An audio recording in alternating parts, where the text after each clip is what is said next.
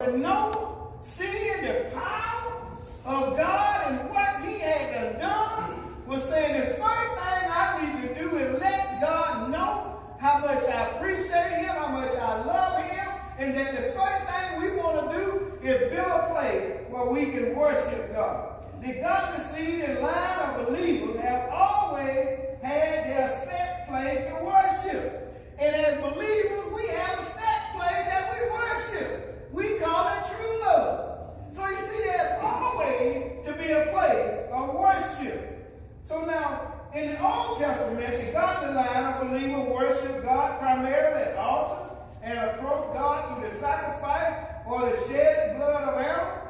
But in the New Testament, where we're living at, the godly line of believers worship God primarily in the church and approach God through the sacrifice and the shed blood of his Son, Jesus Christ. So they needed an altar, their worship center, where they could meet God and worship him on a regular basis. So how much we need church? We need a place set aside for believers to come and worship together, to meet God in this place, to be faithful in our worship of him in church as well as in home, as well as on job. But we need a place that to come together where we worship God. This is why he said in the book of Hebrews, forsake not the assembly of these saints together. So this is why we fellowship together. So how much we need prayer and worship closets, places that are special to us, places where we can meet and worship God on a daily basis. So Noah was bound to be longing to approach and worship God, bound to praise God for himself and for his deliverance, to ask God for continual forgiveness for his weaknesses, his failures, and sin, all of which was bound to happen because of his human nature. No matter how clean that we call ourselves guilty, there's always a human or a sin nature that is within us. Even though we might walk by the Spirit, the devil still will attack you through your mind. So to make a renewed commitment, a rededication of his life to God, and to ask God for his continuous guidance and providence and protection, his provision. You see, this is why as believers, we look to God for everything. Our protection, we look to God for our security, we look to God for our provision, we look to God for everything. This is why we call the Father the Father. You see, children don't go around, I'm not looking for the light bill. Children don't look for light bill, children look for parents. Children don't look for groceries, children look in the refrigerator. And they'll stand there with their hand on their hip. Why? Because they are negotiating, what do I want to get out of the refrigerator that mom and dad has put in there? We are to rely on God the exact same way because he is our Father, Jesus is our Savior, and because we put our faith in his Son, Jesus Christ, God the Father counts us as righteous because of his Son and not because of us. So we are to look to God for everything. But sometimes we have a tendency that God don't move fast enough. And I'm quite sure Noah might have went through that just before he got out of that ark. He might not have said nothing to nobody. But in his mind, Lord, how long we going to be here? Lord, and you know what? If you want to see time slow down, get into a situation that you want to get out of right now. And you'll watch minutes turn into hours. Man, I just looked at my watch 2 minutes ago. It looked like an hour went by now. You want to get out of that situation right there. So you think about 370 days that they were in that ark. But the one thing I can see about Noah, when Noah got out of his endowment there, first thing he wanted to do is give thanks to the Lord. You know, you remember, I'm going to throw this at you, we're going to go to the next place. You remember that there were 10 lepers that Jesus talked about, and they needed a healing. The Bible said Jesus healed all 10 of them. And you look back, he said one came back. and Jesus said, well, not there 10 of y'all. You see, a lot of times when God brings us through stuff, we forget to go back and thank God. We forget to go worship God. We forget to give to God what he done gave it up. We start to forget why, because all of a sudden, man, I'm out of the storm now. But it's still, look at no, it's time to worship and give honor to the one that has saved us. Let me say that word again. Has saved us. Do y'all get that part? Saved us. So what can you give to the one that has saved us that will be appropriate? Or you would say, this should be enough to give back to him. What could we give that would be enough? Is there any question or comment on verse 20? As you explain that, that phrase right there, and showing how Noah, built the altar and began to worship God. And when you were saying that, like this place to come to worship God, and everything. And God, I want to, back in those days, they were serious about what they did. Because what you're saying about, how you worship God first. But none of that was like they exercise. It's a shame that I'm coming to church for food. None of that. You say come to fellowship, believe in, that name talk about God and your situation or whatever. See, you help me with my eye, I be able to help you with yours. Instead of look what we got today. I mean, it's a shame that I come up in here and not, I'm not fellowship. I'm coming up and act like a fellowship, and you're referencing a whole lot of other things. I mean, it's just not a problem. Amen. And whatnot. We're going through all this, but Noah showing us from the beginning how we supposed to do. Come to the house and worship. Seriously, worship. Not entertainment. Not entertainment. And come in and make it feel good. And if you know what God did for you in your life or whatever, God, you do the thing, that should be the only thing on your mind. You come to worship and fellowship with people, with everything on different levels, whatever the case may be. But it's just so sad to see what that so-called believe we live the way we do. Amen. See that we do and still kind of claim on God. And just then I said not to make you feel good. The Lord told me to take that back. He said it should make you feel good to know that he had died for you. Amen. It should make you feel good to know that he had provided a way for you.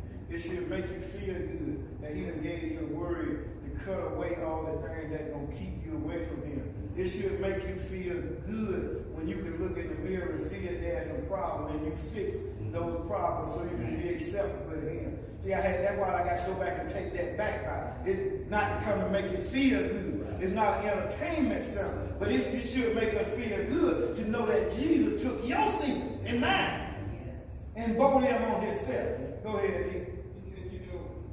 We among ourselves should, when the Lord has done stuff for us, if in our minds that we are committed, like, if I'm sick or if I'm out of town, I can't wait to get back here to get my tithe and stuff and to be back in the worship center. I'm trying to stretch it out so I can miss church and everything. I don't want to do that. I want to be here.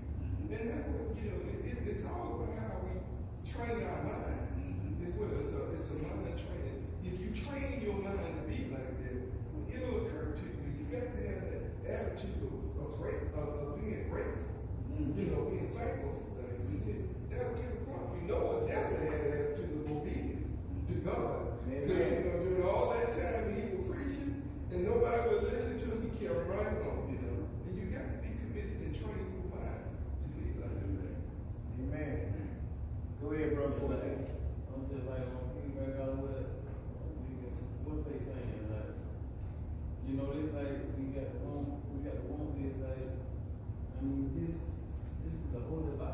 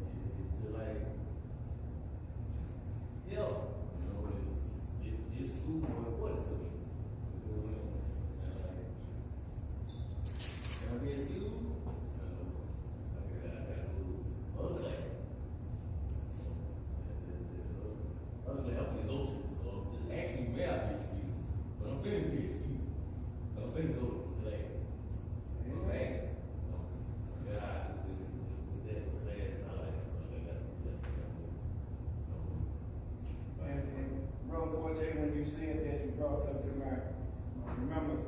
A young lady was talking to me not long ago, and she brought it to my attention that, see, a lot of people say, well, you don't actually have to go to church. You can study for yourself. You take the Bible and study for yourself. The Bible said, I can't live without a preacher. I can't preach except it's been said. When you brought that up about school, if the students didn't need teachers, you could just give the student the book and tell them, study the book, and you graduate to your next grade from you learning on your own. But the average student, if you give them the book, they can read the book, but they don't understand the book. So they need somebody to help them to understand the book. When God gave out gifts, there was one gift that came with two parts. Preach and teach. Them two came together. So you see, as a preacher, you can't preach and not be a teacher. But now you can be a teacher without being a preacher. Now, when I look at that, when we say, well, I can stay at home and get it myself, that means that I'm going to take the books, and I'm going to take this book, and I'm going to look at it as I want it to fit me. And all of the stuff that I don't like, I'm going to say, they ain't talking to me. They ain't talking to me. You see what I'm saying? So we need somebody to help us to see the truth. Now, if you gave the book to the students, each one of the students going to come up with their own interpretation of what they're studying. But none of them going to come up with the same interpretation unless somebody is there to make it clear to them what is being said in the book. So if we need a teacher to go to school for the book, we're going to need a teacher for his book. Now, the thing with going to school is that the students that go to school every now and then, they usually be the one that drops out and don't get an education. Why? Because they cannot pass in other classes. Well, it seems like with God, the Word of God and the way that God do things is the only place that gives us no boundaries. We can do what we want to do and still go there. I don't have to know what it says. I do it like I feel. But you tell a person, how you going to go from middle school to high school without a teacher? If you told somebody, say, why don't you just give your children a book? Don't send them to school no more, just let them study. Let them go to the next grade. The average person says, you crazy? How you going to understand and don't have a teacher? Well, if you're crazy on that side, then why are you on God's side of his word? You just take the book and study it if you want to and when you want to. How do you expect to get an understanding? I believe that there was a eunuch that Philip was on his way to the revival. And Philip caught the eunuch reading from the book of Isaiah. Philip go to the eunuch, he said, do thou understand it? What thou reading? The eunuch said, how can I need some man to teach me? Well, if the eunuch said this, and it took Philip to give him an understanding of what he read, then how do we think, I don't need nobody to give me a Bible, I do it my way. Exactly. And it'd be just like the children that you don't send to school, that you just give them the book, and at the end of the year, send them out there and let them take their test and see do they go to the next grade. And with that, you learn more than what the teacher teach you when you listen. It's like, I learn, it's like we learn from each other. That's right. That's it. You see, because all God, he can give revelation of things to anybody. But you have to make sure that there's somebody to make sure that we all on one accord. You see, all of us are individual people. So all of us think differently. We act differently. We look differently. We walk differently. We talk differently. So how can all of us have the same mind except all of us come through the same word?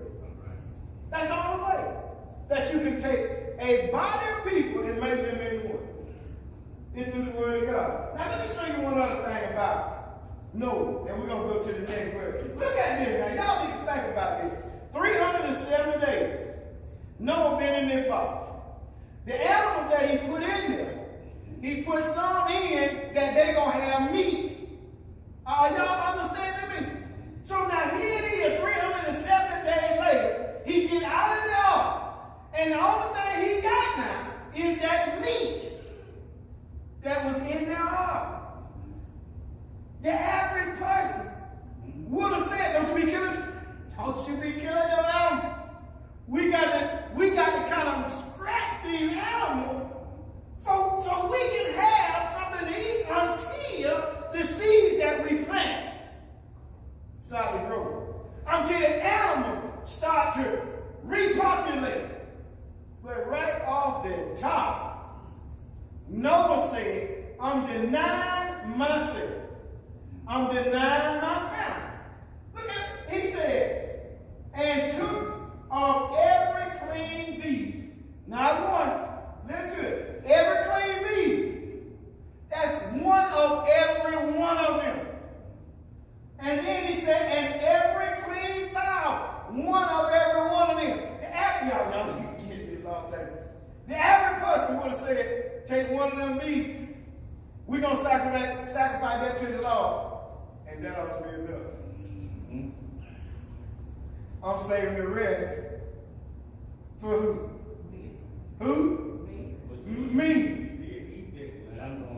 Right, but you're not seeing it. You ain't seeing it. One beast gonna feed the family. But I'm killing one of every one of them. I'm killing one of every one of the five. So what you saying, you can eat that. How you gonna keep all of this meat? Oh, you gonna put it in the freezer? No freezer. So now what are you saying? God, you look first. You see, a lot of times what we look at as being a waste because I'm doing too much.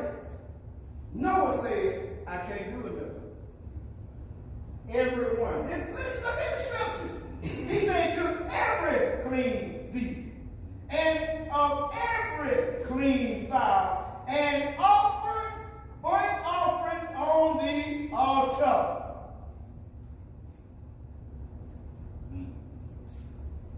He didn't care about whether we got too much meat. We can't eat all of it right now. It's going to spoil. I believe Noah was thinking, if God done brought me this far, right. If God done took care of me through all of this, God ain't going to leave me now.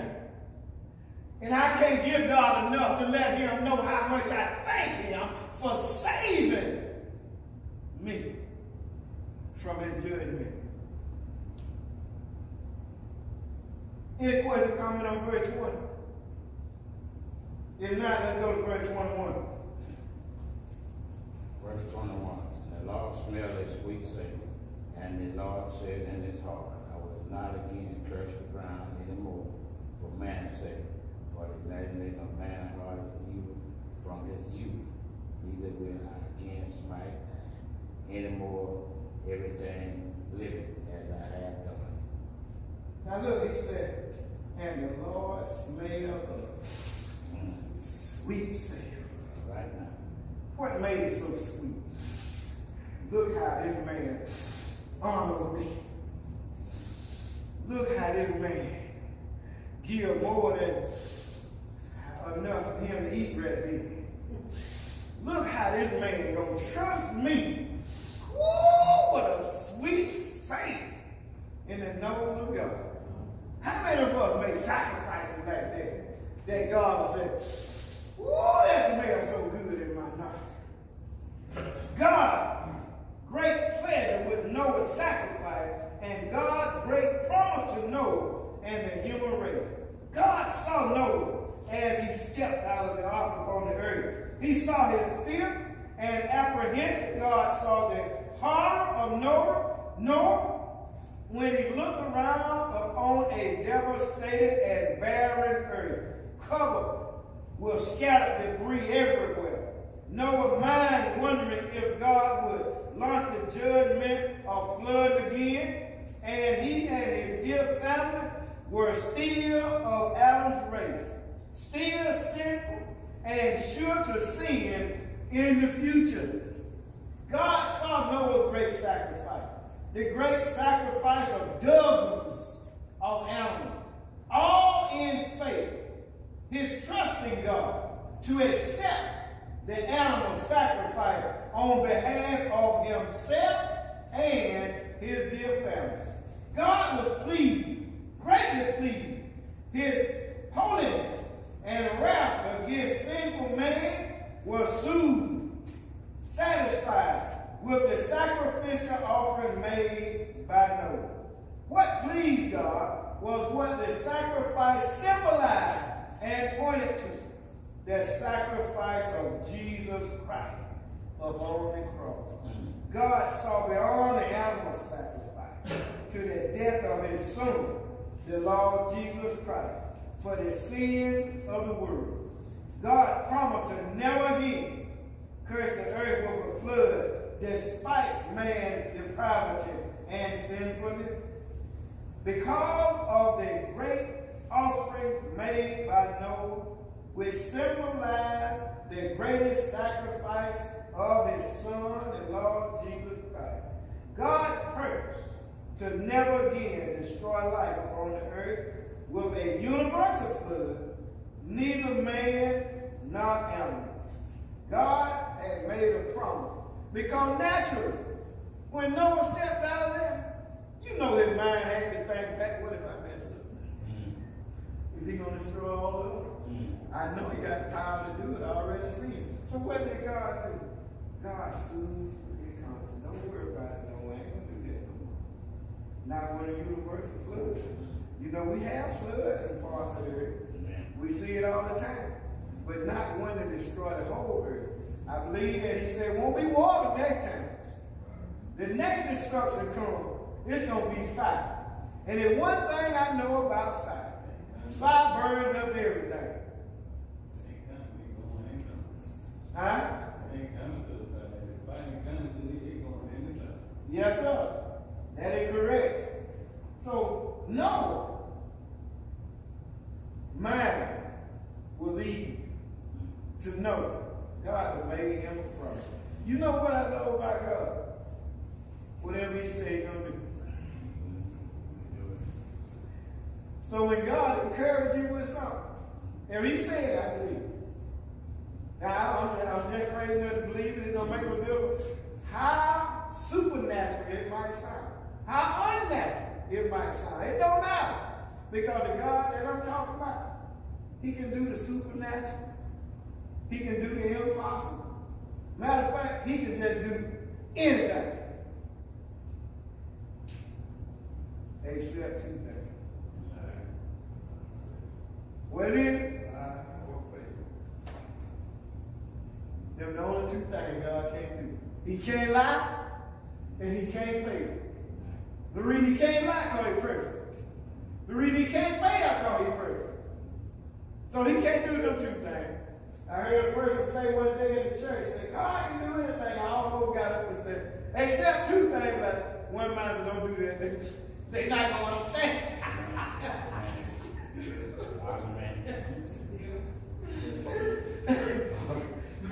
But he can't lie. So whatever he said is true. He can't fail. So whatever you trust him with, he can do. Our thing is, we be lacking in faith. That's our problem. It ain't God. It's us. He don't change. He said the same yesterday, today, and forevermore. You might say, well, why God ain't doing the same type of miracles he did way back then? It ain't God. It's us. You see, remember what Jesus said when he was here? Every time he did something for somebody, you know what he tell them? By thy faith, thou healed. He even told one lady, he said, no greater faith have I seen. So you see, it's not him, it's us. We times we got faith, but our faith be with doubt. You know, let me show you our faith. Yeah, child, God can do anything, but you, huh? But, where that come from? Ain't no but. He's a king. When you start talking about but, see, you don't understand. So there's a doubt in the midst of your faith. So where there's doubt, this is what we don't receive. But why is there so much doubt in us? Because we've fallen so far away from the truth. And because we've fallen away from the truth, we took God and put him inside of this little box. And in this box, we have what God can do and what he can't do. Yeah, child, you don't understand. They got stage 4 cancer. Everything on the inside of them already ate up. Do you believe? Because the God I'm talking about, he could take some old dust and mold it together with no life, just a mud laying down there, and breathe into it and it start to live. Well, see, if this God, what I'm talking about, can do that, you think he can't heal that body that he gave life to? Do you believe it? Yeah, but see, the doctor said. That's a friend of mine, her brother was in hospice. And the Lord brought him back. The man doing fine. He was actually in hospital. They were waiting on him to die. But they found a way to get some food in him. And they started praying over him. His sister, he came out of the hospital. So you can't tell me how he did this. I know it. I know it can. There's hospitals. And when you know the people, you know it's real. That's right. Hospital, I mean, you don't. Yeah. Your tickets. I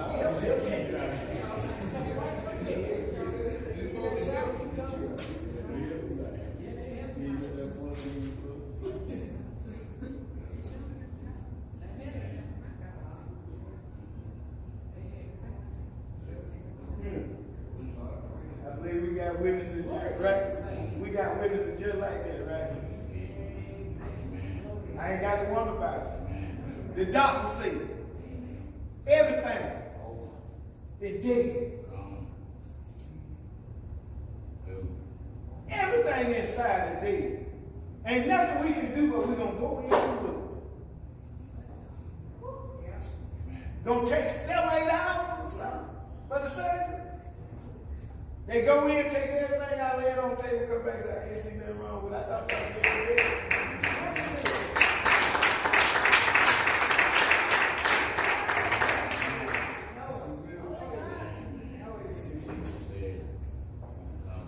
Call the family in for what? You got to go home with him? And then that witness right there. He right there.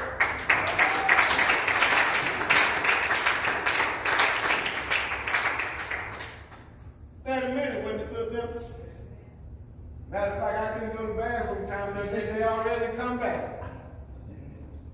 And when the doctor told that, he told him to live on this side or that side, God, so it don't matter. What did he say? See, that's the faith. That's the faith that we got to have. Don't matter whether it's this side or the other side. I'm gonna give you some more time. You got some bread to cook. You got to share some of that. Tell somebody about it. And kind of, you know, that the purpose really is a fellowship with people that believe. If you did, people can't pray for you. You know what I'm saying? You need true believers to pray for you. You don't want anybody praying for you. You know, when you're in that kind of situation. Amen. And that's why, you know, it's important that you come in at night and you can come and fellowship with people and open up about things and receive some relief from the things that you're going through, because you know it's real. When you talk to a slave, believe or say praise that, you know, it makes a big difference.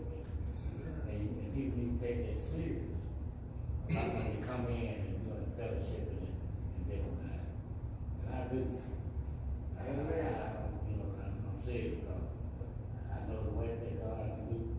And I've been thanking God that He did at one time. But when you see it, man, hey, what else? What else? That's it. When you looking at it, like like this thing you say, God can say it. That's up. It's okay.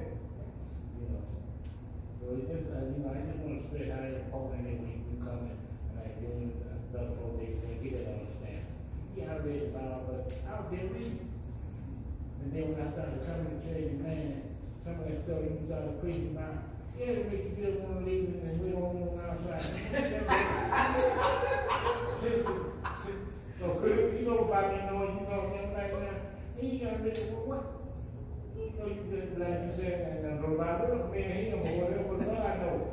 Right. You know what I'm saying? You know, what you let me know, God knows exactly what I'm doing. You know in this test or whatever came out of it. But when you read something and then you hear, what else do you want? You know, you ain't read no right. You know, that's one thing about the word. It don't discriminate.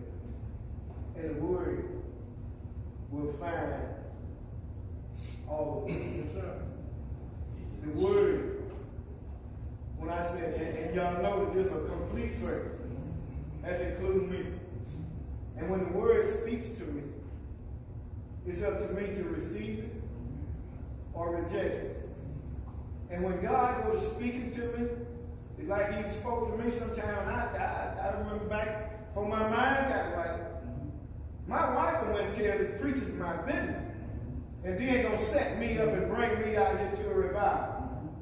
So he can tell me, no, I'm actually, like you said, I'm going to lay hands.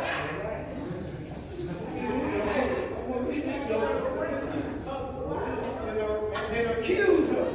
And when I said I was 5 man going home, I said, I don't know what you call yourself. You're going out there telling the man my business. And then you're going to bring me out here so he tell me. I don't know what are you talking about? You know what I'm talking about. Well, did nobody tell him that but you. See, I didn't know the relationship with God. That's right. God speaks to those that belong to Him. That's why it's so important for us to seek Him wholeheartedly so that we can have a relationship with Him, that He can speak to us. And He will speak to us through His word. And that's what He'll bring back to our attention. Now, what we do with it, it's on the individual. Most times, the person get mad with who they can see. Amen. That's why I went on the church for that. I'm looking at you last. You know, and we've had that to happen here. Matter of fact, that's why Deacon Nelson, after this happened, he started staying at the church to make sure I don't leave by myself, because 2 brothers, they actually waited on me outside.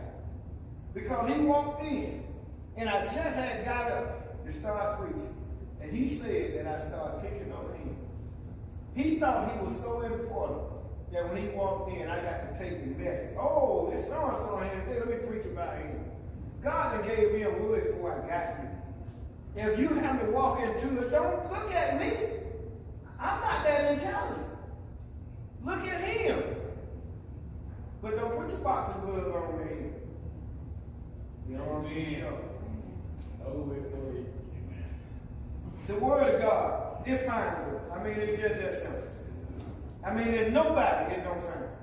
Everybody, all of us are guilty. So how can it not find it? You see, long as the word don't hit me, I ain't got no problem. But man, when you go to talking to me, God loves you that much. Y'all need to get this. Don't you understand if He's talking to you, He loves you that much that He will reach out at you personally? You shouldn't get mad with God. You should start to thank God that He loves you that much and start to correct the thing that He's showing you. But instead, I get so caught up in myself because I don't want to see myself and what the word is saying. But if we be honest with myself, self, you know that shit. Now, self, you know you're wrong. Not me. What? They just want to talk about me. You don't like me. God love you. And if God has sent a man of God, that man of God love you too.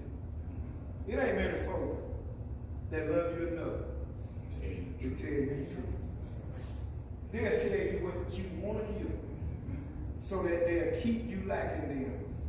But when you find somebody to tell you the truth, you need to grab a hold of that and hold on to it like it's life and death. Oh, let me get on here now. We ain't gonna get in but 2 questions. Okay, then. Let's get in but what's that? 21, 22. Before you leave that. Yes, sir. I'm sorry, but now. Take your time. It goes on to say now for the imagination of man hard even from the youth. So that's another thing that we as people got to understand. Everybody, even from your youth, your mind tells you to do things that you ain't got no. And so for me to sit here and say now, Not me. you're not me, that means I ain't no big young. You know what I'm saying, different things. So, but when you find Christ, you don't worry about no things because it's gone. Because you can't take that. And you don't let that hold you back from believing in what Jesus Christ has done for you. Yeah, right. A lot of people think that I ain't never did nothing wrong. You know what I'm saying? I ain't never, talk about nobody, nothing, found fault in nobody. I mean, I ain't never done it. You understand what I'm saying? In my mind. In your mind. In my mind. It's different things. So they made me the mind, they tell me from my youth. From your youth. And then when man do all that dirty work within you, But you put it away. You still be in your youth. You don't never, you see what I'm saying? If you never did nothing wrong, But if you don't know the word, you you still like. you ain't gonna make it. You ain't gonna never grow. In other words, you're not gonna mature. You're gonna be a baby. All you do is to raise them in your mind. Well, listen what it said, for the imagination of man's heart. Mm-hmm. See that heart. See the heart. That's it. Why you think the Lord tell you where a man's heart is? That's where his treasures is. Why do you think he tells us that? You see, we have to get our mind right in order to get our heart right. But if we don't get our mind right, we're just not going to get our heart right. It said, for the imagination of man's heart is evil from his youth. What makes one person better than the next when God is telling you messed up when you started? The scripture tells us we were born in sin ever since Adam and Eve made that decision. We were born in sin and shaped in iniquity. We messed up from birth. Now, Paul said, not to be conformed to this world, but be ye transformed by the renewing of your mind. You see, if you get your mind renewed, you'll get your heart right. But if we refuse to let my mind get renewed, my heart ain't going to get right. Because in my mind, I'm all right. I'm the one that's right. Doing everything for you. And then I want you to feel sorry for because I ain't doing right. Now, I want to throw one other scripture out here. Everything, but we need to just, like I said, go up, be real about it. Be real about what we're doing. And face whatever my problem is, I need to face like the Lord telling me. I read the Bible, and I'm trying to go back and still have to correct myself. Still have to prove about it. Thought I was straight. I read something else, man, you still messed up. Mm-hmm. So that's why I, going back to that youth thing. I thought, brushing all up, blowing out, smoking all, reading another scripture said, wow. No, you ain't. Whatever. So. There's a scripture in Proverbs, I believe, and it said, a fool is always right in his own eye. Now, that ain't my word, and I will dig it up for you, and you need to know exactly where it is. You probably got to go for this sad message, and I think we got something like that on there. A fool is always right in his own eye. I've been a fool all my life until I met you. And he's been whooping me ever since. Right now. The word of God to whoop me, to humble me, and it to change me. And it's continuing to change me. Let's get in verse 22. Verse 22. And while the earth remains, seed time and harvest, and cold and heat, and summer and winter, and days and nights shall not cease. He ain't gonna stop it, he said. So God purposed to guarantee the time and season of the earth until the end of the world. Times and seasons must have been. There's no disputing. There's a promise of God. A universal devastation of the time and season would never again fall upon the earth, not as a judgment from God, not until the end of the world. So there's a promise. This promise is guaranteed only as long as the earth remains. There is to be an end to the earth. Scripture declares that God is going to destroy and remake the whole universe. God is going to create a new heaven and a new earth, a perfect heaven and a perfect earth, and repopulate the universe with those who believe and follow him. Just a thought. Noah believed God that he would accept him and his family through the sacrifice of the animal. We must believe God that he will accept us through the sacrifice of his son Jesus Christ, who died upon the cross. It is the aroma of Christ's sacrifice, his death alone, that pleased God and makes us acceptable to him. You see, God can smell, I got a people, a righteous people that's still here on earth, that I will see the Savior do. That's what this lineage is all about. Noah and his boy. But yes, God given a head start on righteousness. But we're going to get ready to start chapter 9, and we're going to get closer to man going right back. Amen. And when we look around at man today, we have already, and we just like it was before Noah built God. We already there. And Jesus said, he said, when he get ready to return, it's going to be just like it was in the days of Noah.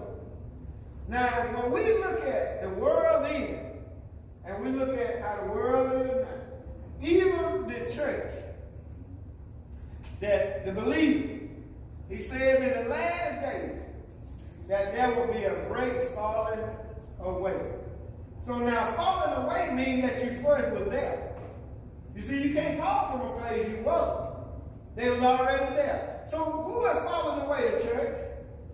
We've turned the church into a business, an entertainment center, celebrity place. I mean, we've turned the church into everything except soul-saving kingdom building. Telling people the truth, and still we tell people they all right, just like they are. Just keep coming. I'm going to put an ATM out there in the foyer for you. So you can make sure if you ain't got it, you can go to the ATM and bring it on in.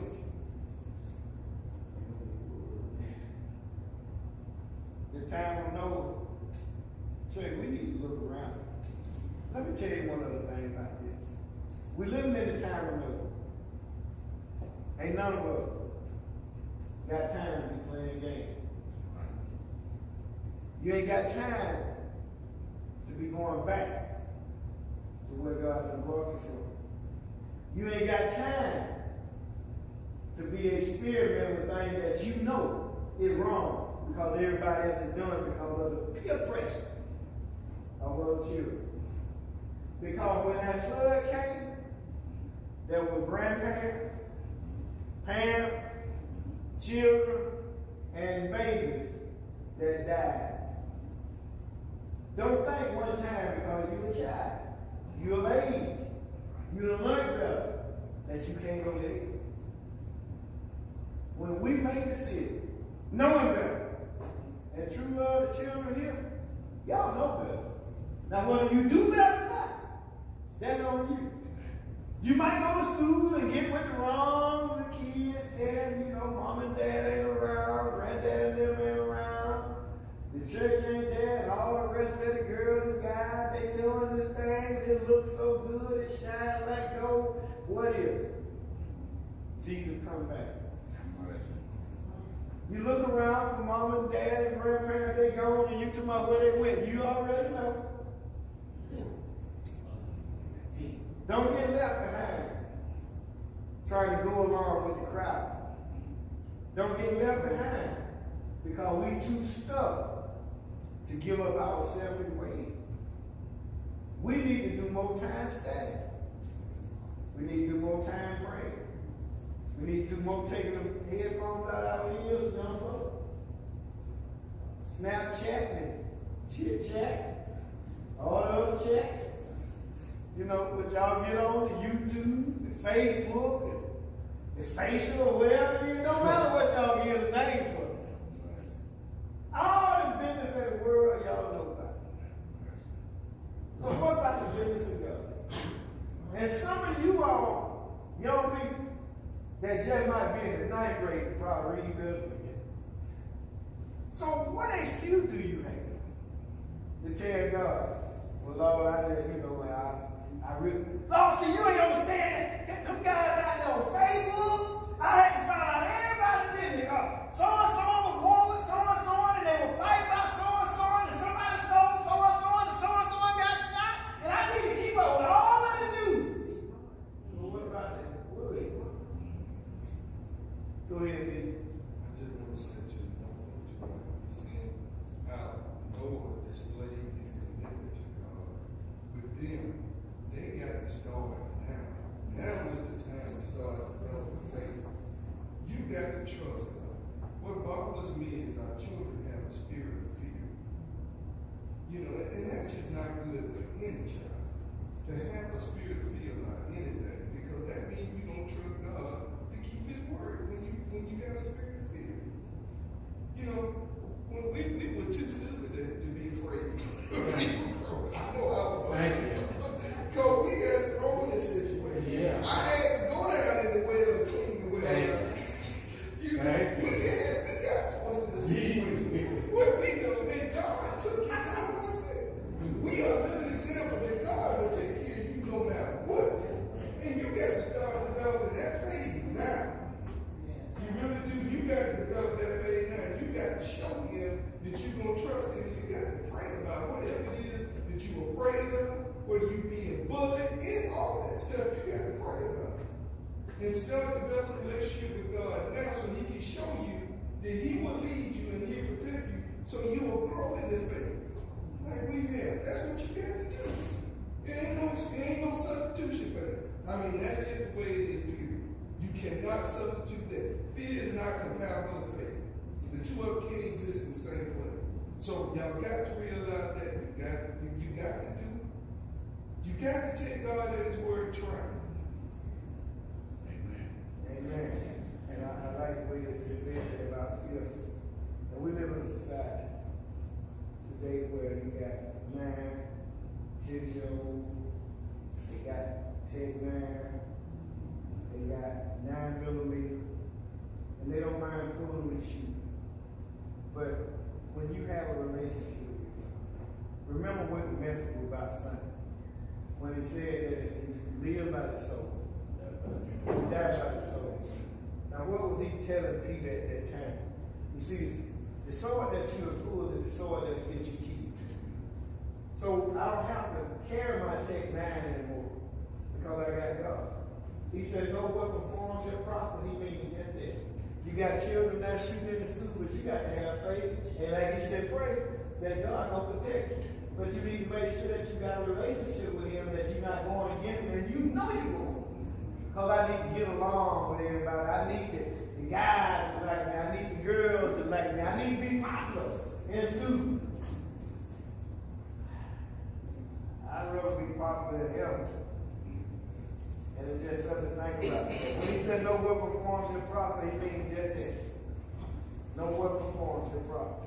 Put your trust in the Lord. Now put your trust in that text, man. Because that thing might blow up in your face. Man made it.